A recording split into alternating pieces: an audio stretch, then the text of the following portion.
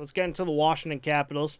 They are fourth. They were fourth in the Metro with a 44-26-12 record, 100 points, eighth in the East, and 13th in the league. Their head coach is Peter Laviolette.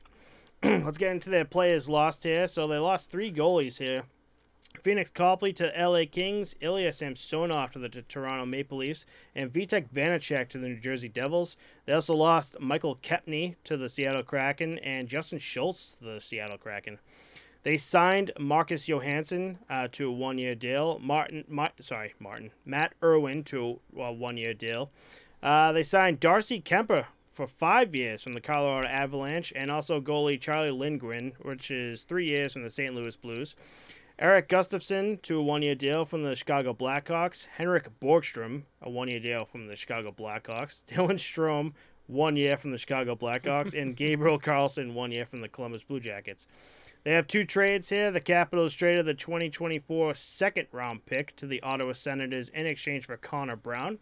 And the Capitals traded Vitek Vanacek, add that to the list, and 2022 second-round pick to the New Jersey Devils in exchange for 2022 second-round pick and 2022 third-round pick. The Capitals' second-round pick was defenseman Ryan Chesley from the United States National Development Team, and the Capitals' third-round pick was forward Alexander Suzdalev from the Sweden Junior League. I don't know what the hell the Capitals are doing. They're just like, fuck it, get rid of every goal. Like, we need to do something. I don't know what to do. They just flip the bird to all their goalies. So you guys suck. Hey, you guys suck. Get rid of them. And then it's like Chicago getting rid of guys. We'll take a few. Gustafson, Borgstrom, and Strome. I'm curious what they're doing.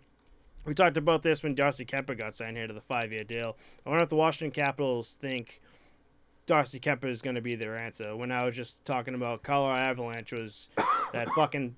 It was just a powerhouse team where they didn't really rely on good goaltending, you know? Yeah. And Darcy Kemper is good goalie, but if you put him on a different team, he would not get the job done to win that cup. You know? Well, and you saw it in that final. I mean, Tampa Bay, they got their goals against him, and there were plenty of cheapo goals in that series that I think, like you said, Colorado got away with it because they just outscored them. Yeah. But yeah, it's like I said, it's been a carousel there. It's amazing that they had Holtby for so long, and he was, for when he was there, he was one of the top, 5 or 10 goalies in the league. Yeah. And since then, they haven't been able to replace him. No. They haven't been able to find that in any sort of consistency. Not at all. So and his Braden Holtby's career might be over. You know, he's had lower body injury that he might not even play next season. It would be nice to see a team take a goalie, like draft them, develop them, make them their guy, and really buy in on them. But like, I think they just treat them like assets so much in this league now, where it's like the second that they're like hot, if you've drafted and developed a guy and made him good, you can ship him for another piece. Like, do it, because you can get another guy to come in and like backfill and and do an all right job. You know what I mean? Yeah, right. I just think that you can sell high on goalies in this league when they're showing that they're hot, and then they usually cool off a little bit. You know? Right. Yeah. But I mean, let's take a look at this team. For I can never say that one. For Havery and John Carlson as a top D pair. Orlov and Jensen, Gustafsson and Van Riemsdyk. I think they're looking pretty good defensively. And I mean, Darcy Kemper as your starting goalie, I think it's going to be okay on that end. The forward depth, I don't really know here. I mean, it just seems like Pittsburgh 2.0. Yeah. Anyone else? Yeah. Yeah. I mean, I think it's an aging team. It's a team with health questions. I mean, Backstrom isn't even starting the season. Yeah. So you definitely have to ask the question of will Ovechkin put up the same rate of production that he's used to when he doesn't have him feeding him? Well, let's talk about 2 more players that are out injured too. Nicholas Backstrom, Tom Wilson, and Carl Hagelin are both. All 3 of them are going to be out. But also, that could be the rejuvenation that the team needs to see those 3 guys coming in, where Pittsburgh is kind of up against the ropes. They don't have guys coming in. They're just hoping no one goes out. Right. These guys are going to have these players get added to the roster as the season goes on. So that could be the blessing that this lineup needs, Yeah.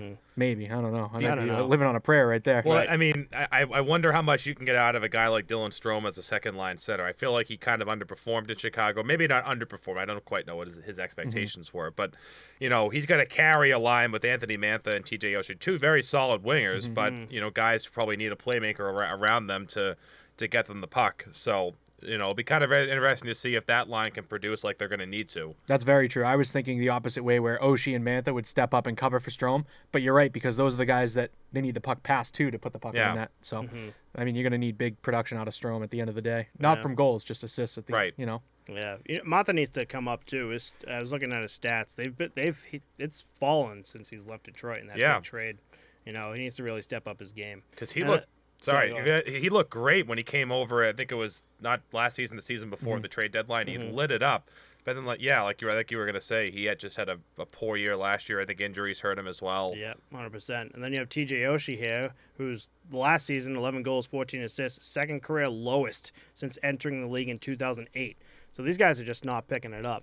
And say you're not picking it up here, Tom Wilson, like he's been just unbelievable, especially last year.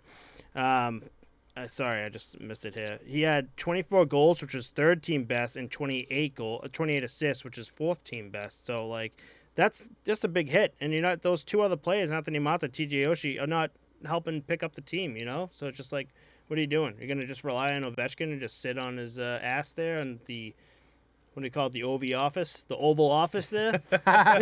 Yeah, literally in Washington too. Yep, That's he great. sits there. I love that. It's incredible. I'm gonna put that as like my fucking screensaver or Dude, something like that. you could comment that on every goal he scores this season on like an Instagram page, and it would be the top comment every time. Right. Hashtag Oval Office. Oval Office. It's incredible. Like they're on the power play. They'll be on the power play, and just watching Ovi, who is just an absolute like just top predator for like the power play goals, and like no one's covering him. Like No. he's just sitting there, just like I'm just gonna wait for the puck to come to me. And goalies get across and they see the shots, and it's still Goes in because his accuracy is very underrated. He can pick his spots as much as he just beats him with power. Yeah. He knows how to pick a short side shot when he's in his little, like you said, his Oval Office there. And what's funny is he hasn't been like, the front and center guy for those kind of videos. You see like the stick handling drills with Kane. Like if you set up like a one-timer where he's like picking certain like water bottles off the top of the net, like he could go across the top Right. of Oh the my net hit every God. time, That That's would be insane. a fun All-Star games, like skill competition. Yeah. To add something like that in. Yeah. You ever seen the video of Ovechkin and his son? I can't remember how old his son is now, but he's now showing him how to take shots into like the empty net. And Yeah, it's like, yeah. God, we're gonna see like another Ovechkin coming to the league. Like he's gonna like top his dad, Be like, Yeah. holy shit. That is going to be cool because I feel like Russian culture too. Like that son is going to want to fill those boots. You know what I Right. mean? He's going to want to be that guy next. Oh yeah.